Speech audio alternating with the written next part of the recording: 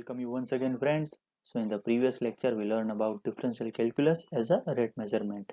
So this lecture is we continue with the differential calculus as maxima and minima. So let's start.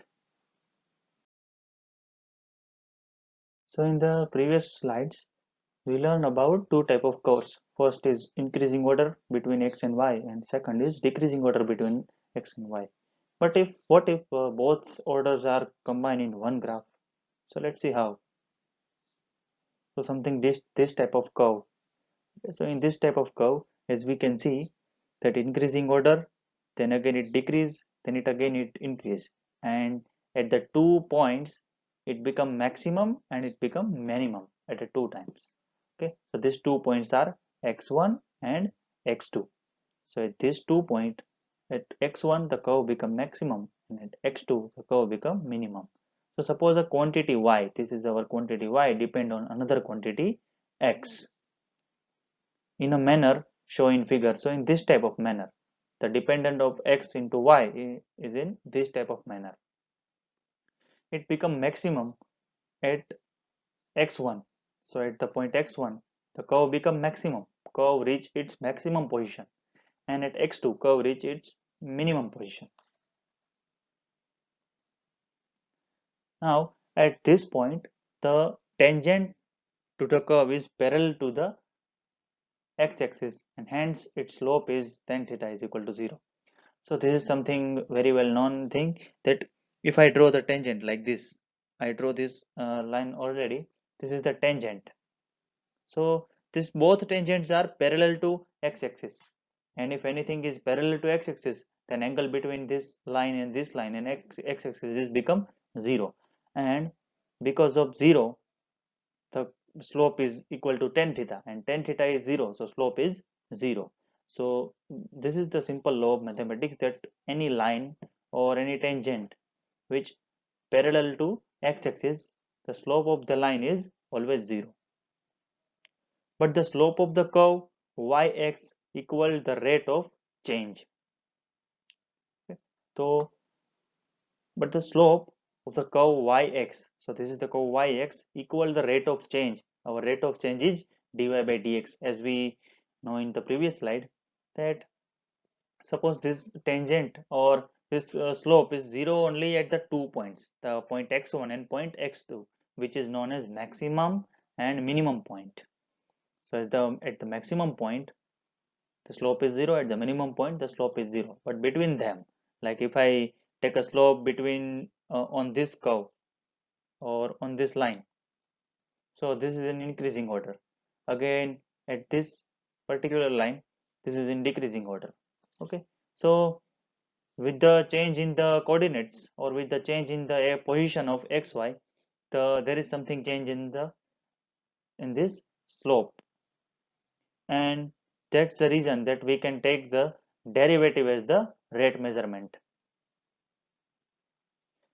Thus at a maximum or at a minimum, dy by dx is 0. So as we know that rate of change, we can define for this type of curves, we define the rate of change or the slope is equal to rate of change, and rate of change is equal to dy by dx. As the slope is 0, so dy by dx is 0. So at these 2 points, at some maximum point and at some minimum point, okay, at these 2 points the curve, the rate of change in the curve become 0. Something physical meaning is that I should not able to go up to this point, and I am not able to go down to this point. So this is something maximum which I reach, and this is something minimum which I reach. So maximum and minimum are the constant value, and slope or the derivative something constant is always 0.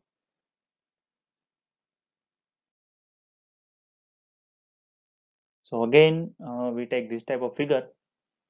Now just before the maximum the slope is positive, as we can see that just before the maximum, the plot is in increasing order. As I increasing s x, the y is also increased, so it means that the plot is in increasing order. So at the maximum it is 0, and just after the maximum, just after this maximum, this is the maximum, and just after, it means at something at this area, our plot is in the decreasing order. So our plot is become, or rate is become negative. Thus dy by dx decrease at a maximum, and hence the rate of change of dy by dx. Dy by dx is also a rate of change, but in this curve the dy by dx is different on the different points. Like if I take just before the maximum, the dy by dx is positive.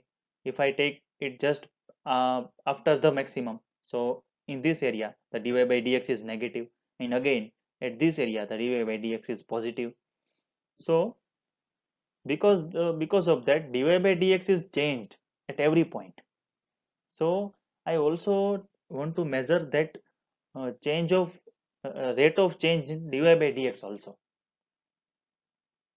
Okay, so rate of change of dy by dx is negative as a at a maximum.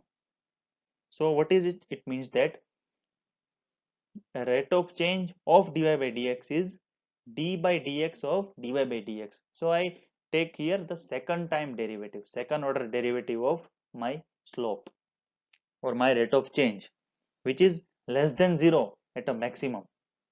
So it means that at a maximum point the rate of change of my slope is less than 0.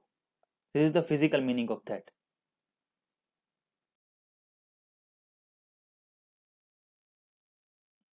Now again we take this type of figure. Now the quantity d by dx or dy by dx is the rate of change of the slope. So here dy by dx is the slope, and I take again the second time derivative of this slope. It means that I measure the rate of change in the slope. It means that the rate of change. It is written as d square y by dx square, as we know the second order derivative. Thus the condition of maximum. So this is something important, and IMP thing is that the condition for maximum for any curve, any of the curve in the mathematics, the condition for maximum is dy by dx. The first order derivative is 0 at the maximum, and the second order derivative is less than 0 at maximum. Now we talk about minimum. Similarly, at a minimum, the slope change from negative to positive. The slope increase at such point, and hence, so at the minimum, so this is the point minimum where our slope here, just before the minimum our slope is negative because it is in increasing order like this, and after the minimum it is become negative, sorry, positive. So minimum is the point, x2 is the point where the slope is change from negative to positive, and maximum is the point at the our slope change or our plot change positive to negative. That why the reason that our slope change positive to negative, the second order derivative become negative, and at the minimum our slope change negative to positive. So similarly the second order derivative is become positive. Let's see. So hence d by dx into dy by dx is greater than 0 at minimum. So this is the first condition. And the condition of minimum, as we see the condition of maximum, and similarly the condition of minimum is dy by dx is equal to 0. So in the both maximum and minimum, first order derivative of y with respect to x is 0. But in the minimum, d square y by dx square is greater than 0 because the slope is changed negative to positive. If the slope is changed from positive to negative,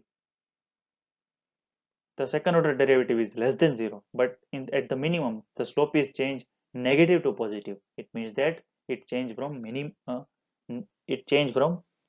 negative to positive. So the second order derivative is greater than 0.